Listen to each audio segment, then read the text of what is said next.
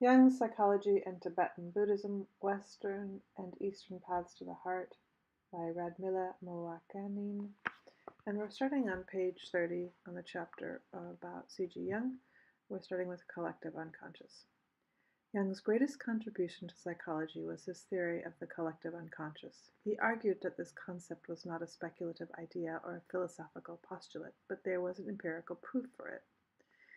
He defines the collective unconscious as the part of the psyche that owes its existence exclusively to hereditary, not to personal experiences which have been conscious at one time and that has then disappeared from consciousness. The latter is the layer of the psyche, which he calls the personal unconscious, and which contains all the material that the individual has merely forgotten or repressed either deliberately or unintentionally. Thus Jung makes the distinction between the personal unconscious, the subjective psyche, and the objective psyche, which he calls the impersonal, transpersonal, or collective unconscious. He discovers the collective unconscious through his own dreams and visions, as well as those of his patients, including fantasies of schizophrenics. He observed that all this material often contained mythological motifs and religious symbols. Jung then came to the following conclusion, quote, "In addition to our immediate consciousness, which is of a thoroughly personal nature and which we believe to be the only empirical psyche, even if we tack on the personal unconscious as an appendix, there exists a second psychic system of a collective, universal, and impersonal nature, which is identical in all individuals. This collective unconscious does not develop individually, but is inherited. It consists of pre-existent forms, the archetypes, which can only become conscious secondarily, and which give definite forms to psychic contents. Archetypes. According to Jung, archetypes, the contents of the collective unconscious, are analogous to instincts. Both are fundamental to dynamic forces in the human personality which pursue their inherent goals, in the psychic or psychological organisms respectively. Jung also refers to archetypes as primordial images, quote, "the most ancient and most universal thought form of humanity. They are as much feelings as thoughts. But," unquote, but it should be stressed that archetypes are not inherited ideas. They are merely propensities in the human psyche which can express themselves in specific forms and meanings when activated, quote. "There are as many archetypes as there are typical situations in life. Endless repetition has engraved these experiences into our psychic constitution, not in the form of images filled with content, but at first only as forms without content, representing merely the possibility of a certain type of perception or action. When a situation occurs which corresponds to a given archetype, that archetype becomes activated and compulsiveness appears, which, like an instinctual drive, gains its way against all reason and will." End quote. In developing the concept of archetypes and their dynamism, Jung quotes a remarkable example, the genius of the idea of conservation of energy, credited to Robert Meyer in the 19th century. The latter was not a physicist who might be naturally preoccupied with such a concept, but a physician, and the idea came to him in a most extraordinary way during a voyage in the tropics. Here is what Meyer wrote about his experience and discovery, quote, "I'm far from having hatched out the theory in my writing desk." He then reports certain psychological observations he made as a ship's doctor. Now, if one wants to be clear on matters of physiology, some knowledge of physical process is essential, unless one prefers to work at things from the metaphysical side, which I find infinitely disgusting. I therefore held fast to physics and stuck to the subject with such fondness that, although many may laugh at me for this, I paid but little attention to that remote quarter of the globe in which we were, preferring to remain on board, where I could work without intermission, and where I passed many an hour as though inspired, the like of which I cannot remember either before or since. Some flashes of thought that passed through me while in the roads of Surabaya were at once assiduously followed up, and in their turn led to fresh subjects. Those times have passed, but the quiet examination of that which came to the surface in me has taught me that it is a truth which cannot only be subjectively felt but objectively proved. It remains to be seen whether this can be accomplished by a man of so little versed in physics as I am." End of quote. The question that Jung asked himself is, where did this new idea come from and impose itself with consciousness, And what is the force behind it that overwhelmed the personality? And the answer can be found only in applying his theory of archetypes. That is, that the idea of energy and its conservation must be a primordial image that is dormant in the collective unconscious.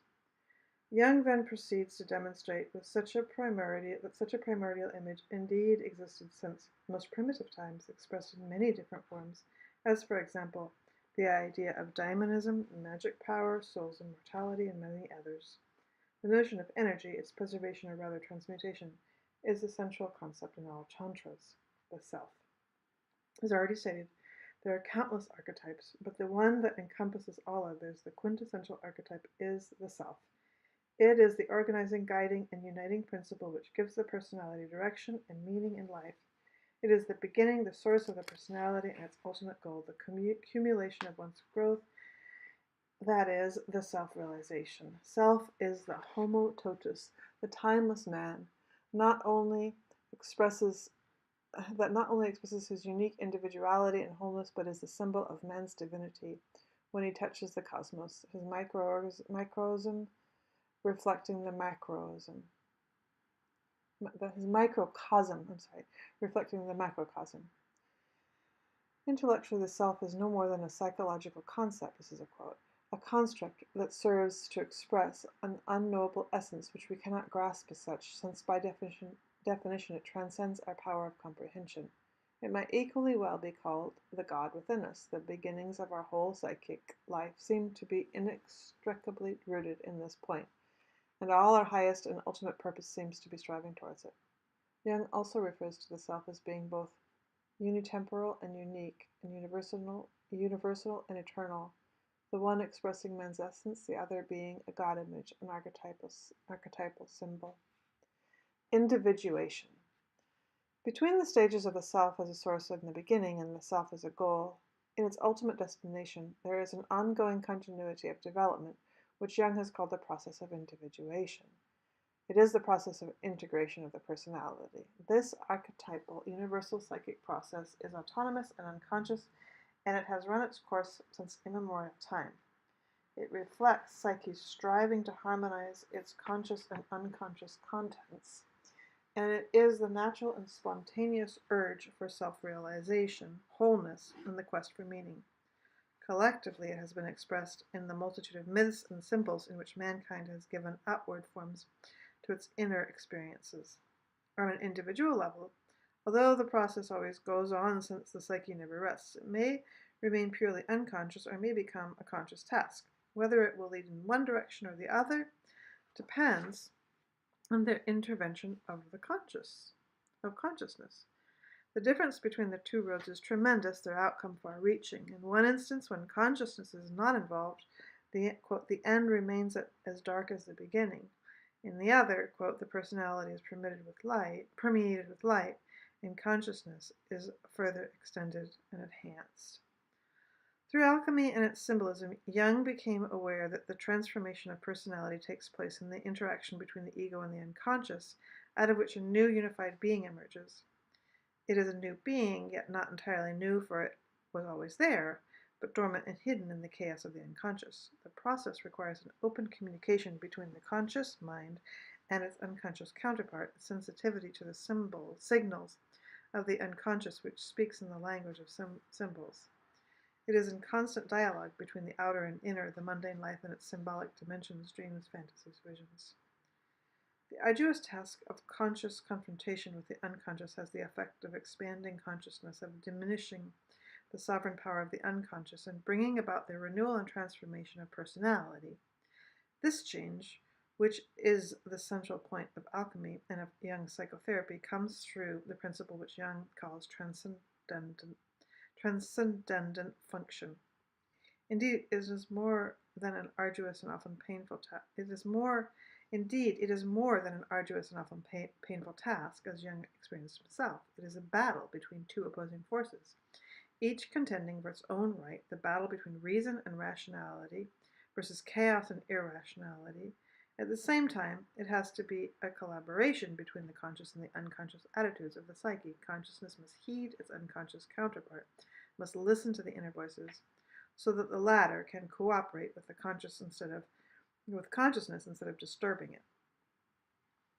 Quote, the confrontation of the two positions generates a tension charged with energy and creates a living third thing, not a logical stillbirth, but a movement out of the suspension between opposites, a living birth that leads to a new level of being. Since the process aims at the total transformation of personality, nothing that belongs to it, no aspect of it must be excluded. And the consummation of this union of opposites in order to create new life, not a logical stillbirth, must be attended not only by logos, the rational principle, but by eros too, the principle of relatedness. So, individuation leads from oneness, emptiness, the undifferentiated state, to unconsciousness, participation mystique, to ever-increasing differentiation, the supremacy of the ego, to oneness, emptiness again, that has become fullness, to the self, the mandala. The end has rejoined its beginning and the ultimate goal, its original source. Alchemy. The evolution of personality, or as Jung called it, the individuation process, has been expressed in many different terms by the symbolism alchemy. Even though the alchemists set themselves the task of revealing the secrets of matter and chemical transformation, their labor primarily reflected a parallel psychic process which met with strong resonance in Jung's mind and had an enormous impact on his work. To Jung, the chemical experiments of the alchemists, the whole alchemical opus, was of a psychic nature rather than the search for the secret of gold making. The alchemists themselves proclaimed "Aurum nostrum non est aurum vulgi." While working in his laboratory, the alchemist had certain psychic experiences that he attributed to the properties of the matter. Jung believed that, in fact, he was experiencing his own conscious. In seeking to explore the matter, he projected the unconscious into the darkness of matter in order to eliminate it. This is his quote there. It has been generally understood that the purpose of alchemy was to produce a miraculous substance, gold, panacea, elixir of life. But in actuality, above and beyond that, the very essence of all alchemical work was a spiritual exercise whose goal was none other than spiritual transformation, liberation of God from the darkness of matter. The bewildering profusion of complicated and often grotesque alchemical symbolism describes pictorially the process of change from psychic sleep to awakening, the stages along the journey. Jung found in this symbolism an illustration of what he called the process of individuation, one's gradual unfoldment from an unconscious to a conscious state and the healing process underlying it. In medieval European alchemy, which he discovered by way of Chinese alchemy, Jung found the spiritual roots of a Western tradition that addressed itself to the same issues which preoccupied him all his life. Thus, alchemy provided him with a historical foundation as well as validation for his own findings. As in Jung's psychology, opposites and their union play a major role in alchemical procedure. The union is this motivating force and the goal of the process. But at the beginning of the process, the opposites form a dualism, conceived in numerous terms such as upper and lower, cold and warm, spirit or soul and body, heaven and earth, bright and dark, active and passive, precious, cheap, good and evil, open, hidden, inner and outer, east and west, God and goddess, masculine and feminine. The primal opposites are consciousness and unconsciousness, whose symbols are soul and luna, sun and moon, the one representing the diurnal, the other the nocturnal side of consciousness, the male and female principles. The corresponding alchemical substances are sulfur and salt. Sulfur, because of its association with the sun, is the masculine principle expressed in consciousness. In alchemical texts, it is referred to as the male and universal seed, the spirit of the generative power, the source of illumination and all knowledge. It has a double nature. In its infinite crude form, it is burning and corrosive and has an offensive odor, but when transmuted, cleansed of all its impurities, it is the matter of our stone. Salt, because of its association with the moon, is a feminine principle expressing various aspects of the unconscious. Like its counterpart, sulfur, salt contains a double nature. In its refined form, coming from the sea, it is bitter and harsh like tears and sorrow, yet at the same time it is the mother of wisdom when transmuted. As the principle of eros, it connects everything. Salt is also associated with earth, and as such represents the great mother and the archetype of the feminine deity. Starting with original substance, the prima materia, which contains the opposite, the alchemist's task is to harmonize them, to bring them into unity, which culminates in a chemical marriage, the consummation of his work. Jung postulates that on the psychological level, the union of opposites cannot be achieved by the conscious ego alone, by reason analysis that separates and divides, nor even by the unconscious alone that unifies. It needs a third element, a transcendent function. In the same way, for the conjunction to take place, the alchemist needs a third factor, a medium, which was mercurius, mercury. Thus there is sulfur, the masculine principle, salt, its feminine counterpart, and mercury, the substance that is both liquid and solid. By nature, mercurius is androgynous and partakes of both the masculine and feminine elements. In himself he unites the spiritual and physical, the highest and lowest. Alchemy is full of paradoxes, as Jung's work is, since paradoxes are the only way remotely to express the inexpressible, the phenomena of the psyche that can be apprehended only through direct experience. The mysterious Mercurius is a paradox par excellence. The fertile imagination of the alchemists gave countless synonyms to Mercurius and the most fantastic descriptions to his attributes. Here is one example taken from an alchemical treatise in which the alchemist asks nature to tell him about her son Mercurius, and she responds, "Know that I have only one such son. He is one of 7, and the first among them, and though he is now all things, he was first only one. In him are 4 elements, yet he is not an element. He is a spirit, yet he has a body. A man, yet he performs a woman's part. A boy, yet he bears a man's weapons. A beast, yet he has the wings of a bird. He is poison, yet he cures leprosy. Life, yet he kills all things. A king, yet another occupies his throne. He flees from fire, yet fire is taken from him. He is water, yet he does not wet the hands. He is earth, yet is sown. He is air, and lives by water." Jung recognized the multiple and paradoxical aspects of Mercurius, a reflection of the nature of the self, which is a complexio oppositorium, and must necessarily be such if it is to symbolize man's totality. To Jung, Mercurius represented not only itself, but the individuation process as well, and because of the limitless numbers of his names, also the collective unconscious. The first phase of the alchemical process was the black stage, a negredo, characterized by confusion, frustration, depression, the dark night of the soul of St. John of the Cross, in which nevertheless all potentialities and the seeds of future development are contained. Then, as the fire of the alchemical retort, the psychic fire, purges the elements, the second white phase, albedo, is brought about. In this stage of clarification and intensification of life and consciousness, it is the stage of clarification and intensification of life and consciousness. The final stage is the red stage, when the drama reaches its conclusion with the chemical process of communico. I used to know how to say this word. The appearance of the philosopher's stone, and at the same time the completion of the psychic synthesis, the emergence of the self. What is the philosopher's stone? The lapis. It is said that it heals and bestows immortality. To Jung, the lapis is a fabulous entity of cosmic dimensions which surpasses human understanding. Like man's totality, the self, it is by definition beyond bounds of knowledge. However, to the alchemist Gerhard Dorn, the lapis was not the completion of the art. The final and highest conjunction was the union of the whole human being with unus mundus, the one world. This is when the individual psyche touches eternity, the identity of the personal with the transpersonal. It is the numinous event, the mystery of the unio mystica, or in the Oriental translations, the experience of Tao, Samdhi, or Satori.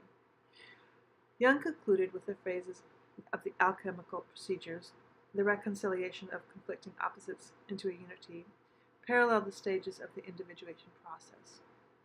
In his dreams, as well as those of his patients, he could at times discern a portrayal of the mandala, symbolizing the multiplicity of the phenomenal world with an underlying unity. The mandala symbolism represents the psychological equivalent of unus mundus. while its parapsychological equivalent is Jung's concept of synchronicity. Synchronicity. All of Jung's discoveries were accompanied by dreams or synchronistic events that either pointed the way or gave him confirmation that he was proceeding in the right direction. At the time he was diligently drawing mandalas, he produced a painting of a gold castle. The painting was particularly intriguing because of its Chinese quality, and he was puzzled by it. Shortly afterwards he received from a sinologist, Richard Wilhelm, a copy of The Secret of the Golden Flower, an old Chinese alchemical text which marked the beginning of his fascination with alchemy. The event of receiving from Richard Wilhelm the Chinese manuscript was a synchronistic one, and furthermore it was connected with a mandala painting of Jung's. The striking coincidence, the single event, contained in itself both a mandala symbolism and the principle of synchronicity, namely the double expression of unus mundus, psychological and parapsychological. And indeed, Jung felt that the powerful effect one experiences in moments of encounters with the unus mundus. This event occurred at the time when the cycle of his alienation was drawing to a close. In his autobiography, Jung remembers, quote, "That was the first event which broke my isolation. I became aware of an affinity. I could establish ties with something and someone." Unquote. Perhaps it is not a mere coincidence that Jung for the first time announced to the world his concept of synchronicity in a memorial address to his friend Richard Wilhelm, the man who played such a significant part at a crucial period in Jung's life. Synchronicity is the most abstract and most elusive of Jung's concept. Jung describes synchronicity as a meaningful coincidence of two or more events, or something other than the probability of chance is involved. End quote. The connections of events are not the results of the principle of cause and effect, but of something else which Jung called an acausal connecting principle. The critical factor is the meaning, the subjective experience that comes to the person. Events are connected in a meaningful way, that is, events of the inner and outer world, the invisible and the tangible, the mind and the psychic, physical universe. This coming together at the right moment can happen only without the conscious intervention of the ego. Instead, it is prepared in the unconsciousness of the psyche, and it is as though the psyche had its own secret design, irrespective of ego's conscious wishes. Since such synchronistic events of smaller or larger proportions occur to most people in daily life, but as with dreams, if we do not recognize them and pay attention to them, they remain insignificant. Jung gives examples from his practice when patients he was treating had uncanny coincidences which put them in touch with that deeper than conscious level of experience and convinced them in a dramatic, unequivocal way of the reality and limitlessness of the unconscious. Of particular interest is the case of a young, well-educated woman who, with her very one-sided logical mind, was stubbornly unresponsive to Jung's efforts to soften her rationalism. One day she was telling her dream of the night before, involving a golden scarab that was given to her, a flying insect persistently knocking at the window, obviously attempting to enter the room. Jung opened the window, let the insect in, and caught it. The insect turned out to be a golden green beetle, very much resembling the scarab from the dream. I handed the beetle to my patient with the words, "Here is your scarab." This experience punctured the desired hole in her rationalism and broke the ice of her intellectual resistance. The treatment could now be continued with satisfactory results. In developing his concept of synchronicity, Jung related it to the discoveries of modern theoretical physics, from which we had learned that causality and prediction are no longer valid in the microphysical world. He concluded that there is a common background between microphysics and his depth psychology. At the same time, Jung went back to ancient Chinese philosophy and recognized a correspondence between synchronicity and the ineffable idea of Tao. In fact, it was I Ching, the Chinese Book of Changes, and its method, which Jung had personal experience, that was to him a major inspiration in developing the concept of synchronicity. The two seemingly opposite frameworks, the rational scientific and the intuitive philosophical, are by no means contradictory. In his book, The Tao of Physics, Fritjof Capra expresses himself to this very point and argues that there are close parallels between basic concepts of modern physics and Eastern mystical teachings. The findings of theoretical physics reveal a universe that is a harmonious, unified process, a dynamic web of interrelated elements. This is precisely the fundamental thought in Buddhism and Taoist philosophies. And to Jung, synchronistic events point to a profound harmony between all forms of existence. When experienced as such, it becomes a tremendously powerful occurrence that gives the individual a sense of transcendent time and space.